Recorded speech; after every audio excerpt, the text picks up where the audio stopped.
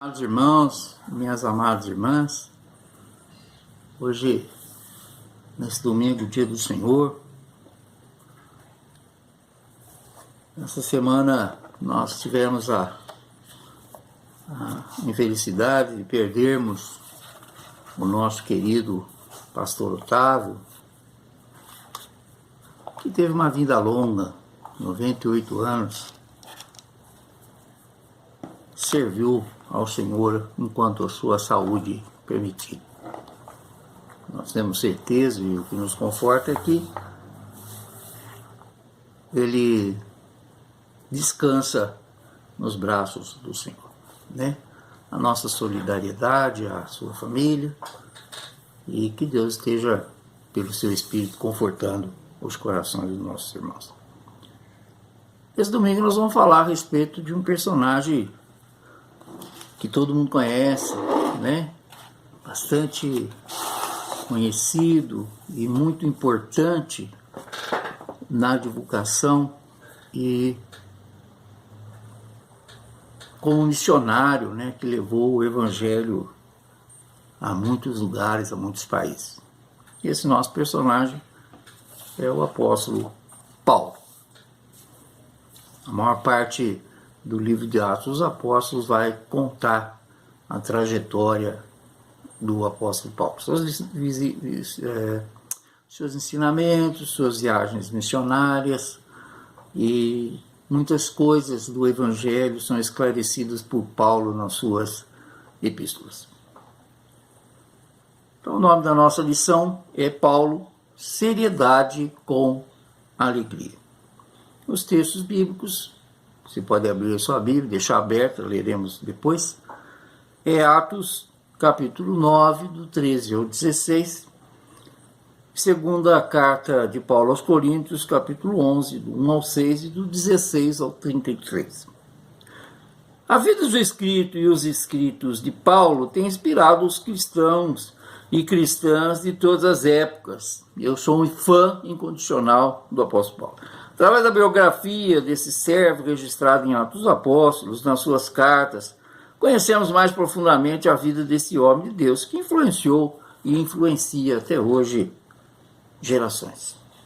O apóstolo Paulo é mencionado pela primeira vez na narrativa bíblica em Atos 7:58, por ocasião do linchamento de Estevão. Nós já estudamos isso, uma lição a respeito de Estevão. Ali o conhecemos como Saulo, um anticristão que apoiava a morte daquele que viria a ser o primeiro mártir do cristianismo.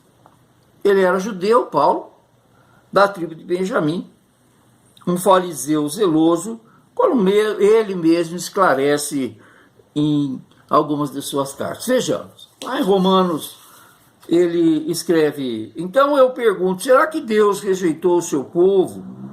De modo nenhum, porque eu também sou israelita, da descendência de Abraão, da tribo de Benjamim. Depois de Filipenses, ele escreve: fui circuncidado no 8º dia, sou da linhagem de Israel, da tribo de Benjamim, hebreu de hebreus, quanto à lei, eu era fariseu. Já vimos quem eram os fariseus em outra oportunidade. Como Paulo sabia que uma parte do sinédrio se compunha de saduceus e outra de fariseus, exclamou: irmãos, eu sou fariseu, filho de fariseus. Estou sendo julgado por causa da esperança e da ressurreição dos mortos. Só lembrando que os fariseus criam na ressurreição dos mortos e os saduceus não criam. Por isso ele usa essa referência ao fato dele ser fariseu, porque estava falando a fariseus e saduceus. Paulo nasceu em Tarso, por isso é chamado de Saulo de Tarso, como um cidadão romano. O que nós podemos conferir lá em Atos, né? Paulo, porém, lhes disse, sem ter havido processo formal contra nós, nos açoitaram publicamente e nos jogaram na cadeia, sendo nós cidadãos romanos. Querem agora nos mandar embora sem maior alarde? Nada disso, pelo contrário, que eles venham pessoalmente e nos ponham em liberdade. Isso causou uma série de dificuldade para aqueles homens que mandaram prender Paulo, porque como cidadão romano não podiam ter feito com ele aquilo que fizeram, não é? Ele fala ainda lá em outra circunstância, ele diz, responde, eu sou judeu natural de Tarso, uma importante cidade da Cilícia, e peço ao Senhor que me permita falar ao povo. Ainda em Atos 22, quando estavam amarrando com correias, né, ele estava sendo preso, Paulo perguntou ao centurião que ali estava, será que vocês têm direito de açoitar um cidadão romano? Paulo era romano, segundo ele, de nascimento. Havia várias maneiras de se adquirir a cidadania romana, até se comprando a cidadania. Mas diz ele que ele era romano de nascimento. Ainda jovem, recebeu autorização oficial para perseguir o povo cristão, né? Lá em Atos 7,58, nós encontramos ele sentado quando Estevão estava sendo apedrejado, né? Eles depositavam as suas capas, os homens que estavam apedrejando Estevão, aos pés daquele jovem chamado Saulo. Lá em Gálatas capítulo 1, no versículo 13, porque vocês ouviram qual foi no passado o meu modo de agir no judaísmo. Como de forma violenta eu perseguia a igreja de Deus e procurava destruí-la. Ele mesmo, Paulo, reconhecendo que aquilo que ele fazia não era correto. Porque eu sou o menor dos apóstolos. Não é? Ele fala, eu sou o menor dos apóstolos. E nem mesmo sou digno de ser chamado de apóstolo, pois persegui a igreja de Deus. Então Paulo era muito cônscio da sua religião judaica, por isso ele perseguia a igreja. Não é? Na verdade eu pensava, escreve ele ainda, que devia fazer muitas coisas contra o nome de Jesus de Nazaré. E foi exatamente o que eu fiz em Jerusalém.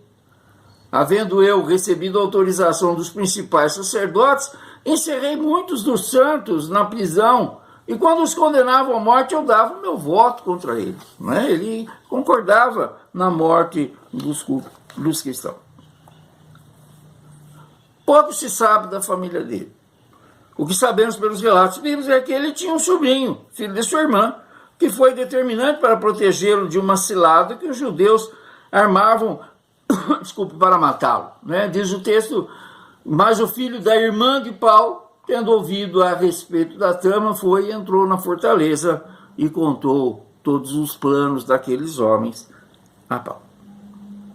E que ele tinha parentes crentes.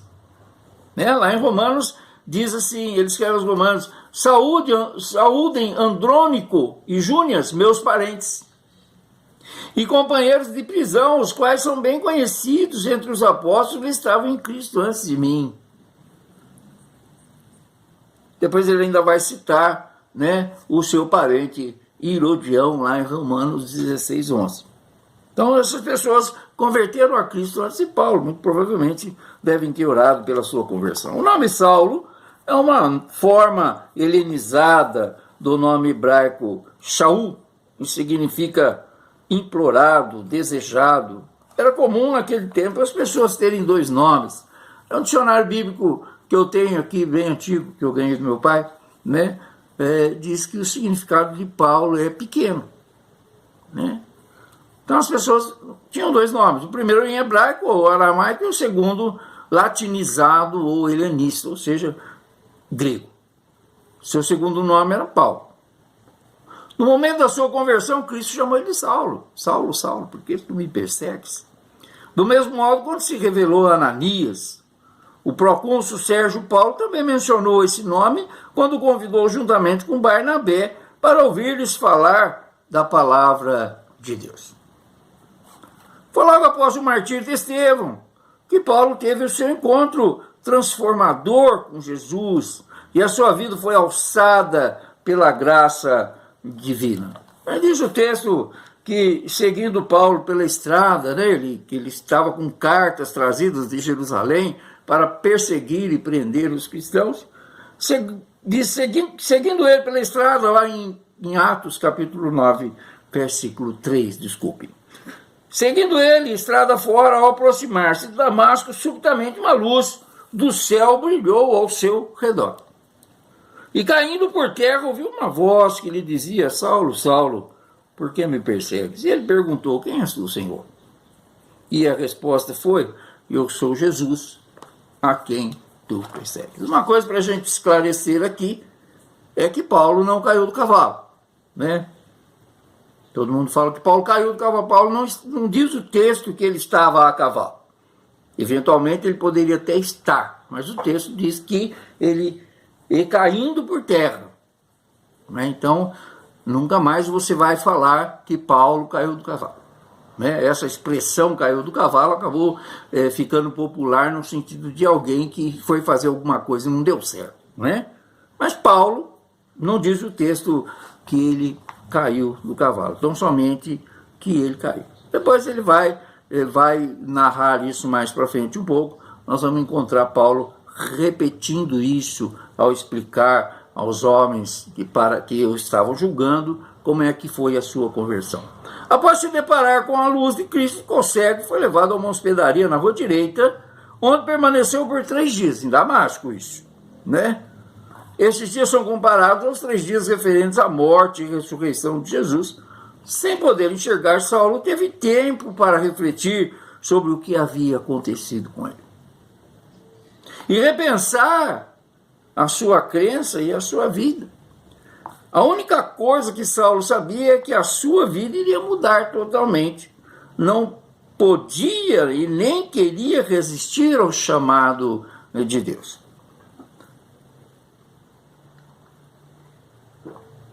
Logo, ele pode sentir na pele o que significava dar a vida pelo Evangelho de Cristo. Muito rapidamente encontrou perseguidores que queriam matá-lo por sua nova fé, né? Logo que Paulo começou a pregar, ele começou a ser perseguido. Os textos bíblicos dessa lição apresentam Paulo como alguém chamado por Deus para servi-lo e que manteve fiel ao convite e ao amor recebido. Primeiro, que está lá em Atos 9, no capítulo 13 ao 16, diz assim: Ananias, porém, respondeu Deus. Jesus falou para Ananias ir lá orar para o Paulo, para o Saulo, né? Ananias, porém, respondeu: Senhor, de muito tenho ouvido a respeito desse homem, quantos males tem feito aos seus santos lá em Jerusalém? E para aqui trouxe a autorização dos principais sacerdotes para prender a todos que invocam o teu nome. Mas o Senhor lhe disse: vai, porque este é para mim um instrumento escolhido para levar o meu nome perante os gentios e reis, e bem como perante os filhos de Israel, pois eu lhe mostrarei quanto lhe importa sofrer pelo meu nome. E a gente vai ver na caminhada da lição que Paulo sofre muito pelo nome de Jesus, né? Fala dos propósitos de Deus para a sua vida. O segundo texto, né? Esse texto, Atos 9, de 13 a 16, fala dos propósitos de Deus para a sua vida. O segundo, que está no 2 Coríntios 11, do 1 ao 6 e do 16 a 33, é um texto longo. A gente não vai ler o texto inteiro, né? Mas nesse texto nós vemos Paulo defendendo a sua condição de apóstolo diante da igreja de Corinto. Porque Paulo foi rejeitado pelos apóstolos num primeiro momento, né? Então, esse texto fala da defesa dele se defendendo diante das coisas que se falavam dele, né? Que ele não deveria se considerar apóstolo, né? Então, a partir do versículo 21, não vamos ler todo o texto, ele diz assim: gloriamente o confesso como se formos fracos, mas naquilo em que qualquer tem ousadia, com insensatez eu afirmo, também eu a tenho, né? Se comparando com os outros apóstolos. São hebreus?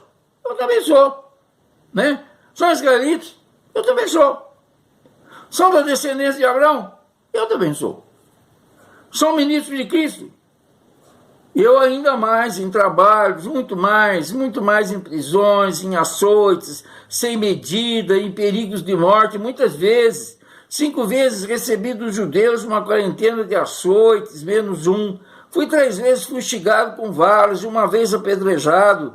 Em naufrágio 3 vezes, 1 noite, 1 dia, passei na voragem do mar. em jornadas muitas vezes, em perigos de rios, em perigos de salteadores, em perigos entre patrícios, em perigos entre gentios, em perigos na cidade, em perigos no deserto, em perigos no mar, em perigos entre falsos irmãos. Em trabalhos e fadigas, em vigílias, muitas vezes em fome e sede, em jejuns, muitas vezes em frio e nudez. Além das coisas exteriores, ao que pesa sobre mim diariamente a preocupação com todas as igrejas. Em Damasco, o governador preposto do rei Aretas montou guarda na cidade dos damascenos para me prender. Mas um grande cesto me desceram por uma janela da muralha abaixo, assim me livrei de suas mãos. Então, Paulo está narrando aqui a sua vida de apóstolo, mais ou menos igual aos apóstolos que nós temos hoje, ou que se auto-intitulam apóstolos que nós vemos hoje, que tem jatinhos particulares, moram em mansões, etc, etc, etc. Né? Então, a vida de Paulo foi uma vida muito sofrida pelo Evangelho. Né? Ele foi muito perseguido, foi muito. A gente vai ver ainda mais isso na nossa caminhada. Para Paulo, né? Observando tais textos e a vida deste apóstolo, destacamos algumas considerações importantes para a nossa vida. Paulo levava a sua religião a sério. Nós levamos a nossa religião a sério. Para Paulo, a religião era coisa séria, devia ser vivida com igual seriedade, mesmo antes da sua conversão. Ele levava a sério as suas crenças, as suas convicções, não é? Ele diz, lá em Atos 24, ele fala, porém confesso ao Senhor, ele estava aqui sendo julgado, né, falando diante do governador, segundo o caminho a que chamam seita, assim eu sirvo ao Deus de nossos pais, acreditando que todas as coisas que concordam com a lei e os escritos dos profetas, tendo esperança em Deus, como também esses a têm, de que haverá ressurreição, tanto de justos como dos injustos. Eu sou judeu, fala Paulo, nasci em Tarso, na Cilícia, mas fui criado na cidade e aqui fui instruído aos pés de Gamaliel, um dos maiores mestres judaicos de então. Segundo o rigor da lei de nossos antepassados, sendo zeloso para com Deus, assim como todos vocês o são. No dia de hoje, ele estava falando diante do Sinédrio, não é? Então, Paulo levava muito a sério essa questão. Ele perseguia a igreja de Cristo por convicção, não é porque ele era um homem ruim, mas ele tinha convicção de que o caminho dele, a fé que ele servia, o judaísmo onde ele foi criado e onde ele foi ensinado, era o caminho certo. E entendia que o cristianismo era uma distorção do judaísmo que ele ensinava. Por ser um fariseu e agir motivado pelo ódio, era radical demais, ele chegava ao radicalismo. Né?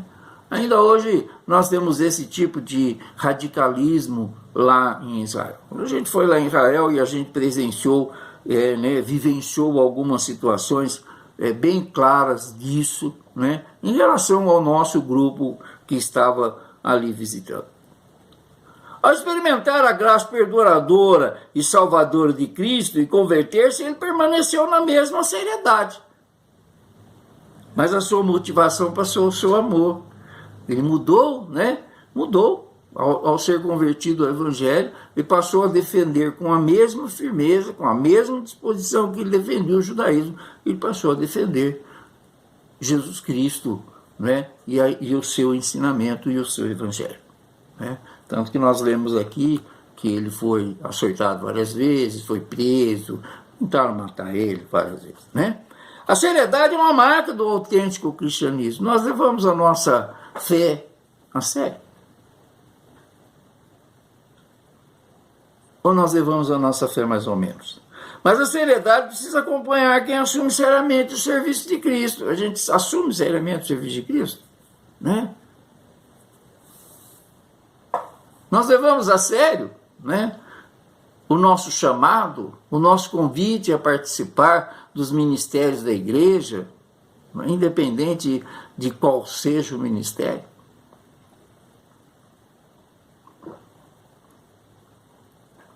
É preciso que a seriedade seja sempre sinônimo de compromisso, mas nunca de intolerância. Nós não devemos ser intolerantes. Uma das coisas que a gente aprende, ao longo da vida, é o respeito. A minha esposa, todo mundo sabe, minha esposa é católica.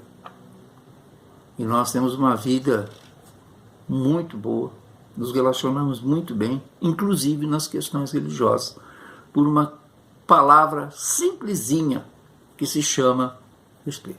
Eu a respeito, ela me respeita. Naquilo que nós podemos, nós contribuímos um com o outro na nossa caminhada de fé. Nós enriquecemos um ao outro com a nossa fé. É preciso que a seriedade seja sempre sinônimo de compromisso, mas nunca de intolerância. Então não existe essa intolerância entre nós. Muitas vezes a seriedade com algo faz com que nós passemos por cima das pessoas. Não levemos em conta as dificuldades ou imprevistos que alguém que está conosco na missão possa viver. Paulo, em sua seriedade e obstinação, já como cristão, não conseguiu ser tolerante com João Marcos, que passava por um tempo difícil, e acabou perdendo também Barnabé, que era o seu companheiro de viagem. Nós encontramos essa história, narrada lá em Atos 15. Barnabé queria levar também João, chamado Marcos, mas Paulo não achava justo levar aquele que tinha se afastado deles, desde a Panfilha, não os acompanhando no trabalho. Houve tal desavença entre eles, Você vê que as desavenças na igreja são antigas, tá? Não estranhe, que lá na sua igreja tem algumas desavenças, alguns pontos de vista diferentes entre você e os seus irmãos. Aliás, a doutrina wesleyana diz que nós temos, que ter unidade mesmo na adversidade, E que todos têm o direito de opinar, que todos têm o direito de participar. O Wesley era muito enfático nisso. Então a gente tem que ter isso na nossa mente. Eu gosto muito da teologia wesleyana e uma das coisas muito claras que o Wesley tinha era essa abertura para as pessoas também colocarem os seus pontos de vista. Mas aqui Paulo perdeu a paciência, criou um problema lá com Barnabé, se separaram, mas em tudo Deus tem um propósito. O que aconteceu? Paulo e Barnabé e Marcos foram para um lado, e Paulo e Silas foram para outro caminho. Então, ao invés de uma única frente de evangelização, com essa desavença abriu duas frentes de evangelização. E mais para frente, nós vamos encontrar Paulo, então, reconhecendo o valor e a seriedade de João Marcos no ministério. Lá em 2 Timóteo, escrevendo a Timóteo, Paulo escreve: somente Lucas está comigo, ele estava preso em Roma. Encontre Marcos e traga-o junto com você, pois ele me é útil no ministério. Então Paulo vai lá na frente, depois pedir para que Marcos venha ter com ele, porque ele era útil, muito útil no ministério do Senhor. Então, reconhecendo a necessidade de viver a fé com seriedade e serenidade, é o primeiro passo para não incorrermos em erros como o de Paulo. E tal como ele, devemos confiar na graça que nos orienta, nos compromete e nos dá o amor necessário para seguir a Jesus com fé, nos arrependendo quando necessário.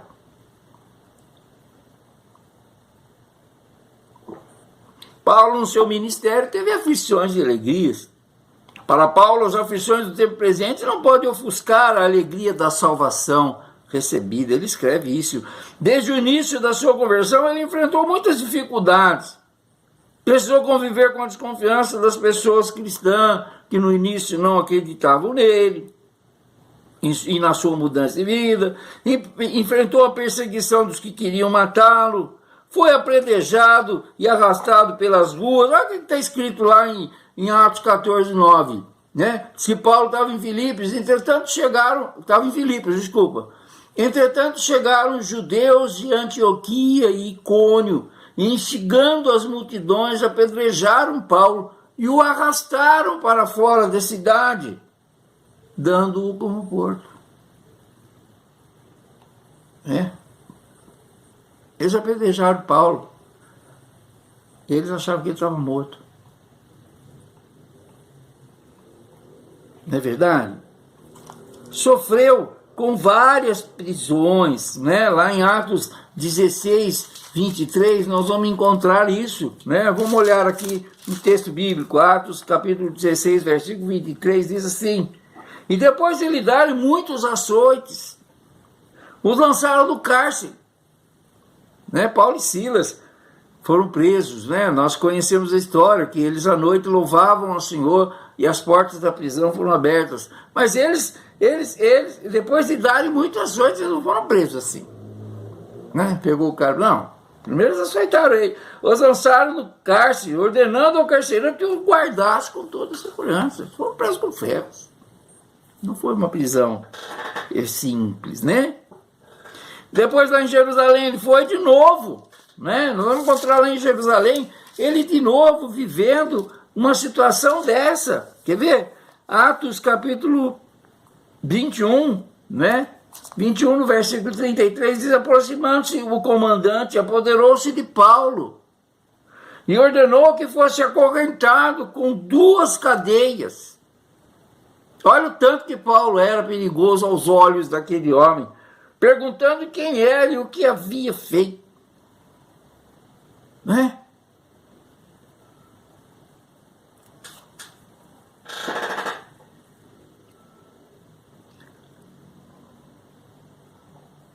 Presta atenção por causa do Evangelho.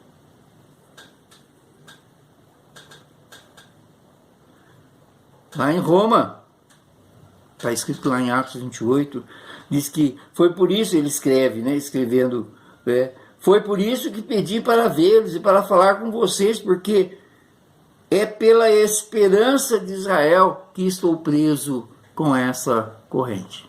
Eu estava preso com uma corrente.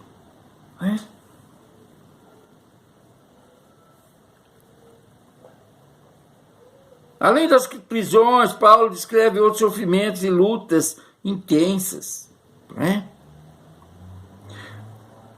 Está lá em 2 Coríntios 11, 23, né? 28, de 23 e até o 28, onde nós já lemos aqui de tudo aquilo que ele passou. Foi preso, foi picado de cobra, enfrentou tempestades em navios, nós vimos isso. Nada disso, porém, o desviava da sua fé. Paulo mantinha seu espírito de servo e esperava em Deus. As muitas lutas, decepções, perseguições tendem a nos desanimar, mas como Paulo não podemos perder a esperança. Tudo que ele fez muitas vezes foi esperar e orar a cada dificuldade, e assim ia renovando a sua fé. Ele também reconheceu e celebrou a alegria em meio ao sofrimento. A carta aos Filipenses, escrita dentro de uma prisão, é considerada a epístola da alegria. Renovar a fé em meio às lutas é preciso enxergar as dádivas de Deus. Deus se faz sempre muito necessário, pois além de acalmar nosso coração, nos fortalece e anima a perseverar. A alegria e a esperança nos ajudam a passar pelas tribulações e experimentar um cristianismo que não desconhece ou desconsidera o sofrimento, mas conhece o autor da fé e da alegria, e por isso nele confia. A experiência de Paulo no caminho de Damasco transformou sua vida e deu um novo sentido à sua fé. A luz que um dia brilhou em seu caminho permaneceu brilhando, capacitando-o para viver para Deus, né? A luz que brilhou para nós quando aceitamos Jesus deve continuar brilhando. Vós sois a luz do mundo, disse Jesus. Ele cumpriu com seriedade a sua missão. A vida cristã com seriedade e compromisso é algo que devemos almejar cotidianamente. Ler, estudar e entender a trajetória desse apóstolo colabora com a nossa maturidade cristã. intimidade com Deus. Como ele devemos viver para Cristo e aguardar a salvação. O que mais chama a atenção na vida de Paulo? Como viver a partir do seu testemunho nos dias de hoje? Vamos refletir sobre isso. Pai querido, nós te louvamos, nós te agradecemos, porque o Senhor levantou homens como o apóstolo Paulo, para nos mostrar como é que devemos servir ao teu nome e como devemos caminhar, né, na tua presença e vivendo de acordo com a tua palavra. Que a vida de Paulo, os ensinamentos de Paulo, nos sejam um norte na nossa caminhada cristã. Em nome de Jesus, nós oramos agradecidos. Que Deus dê a cada um domingo abençoado e cheio de alegria. Amém.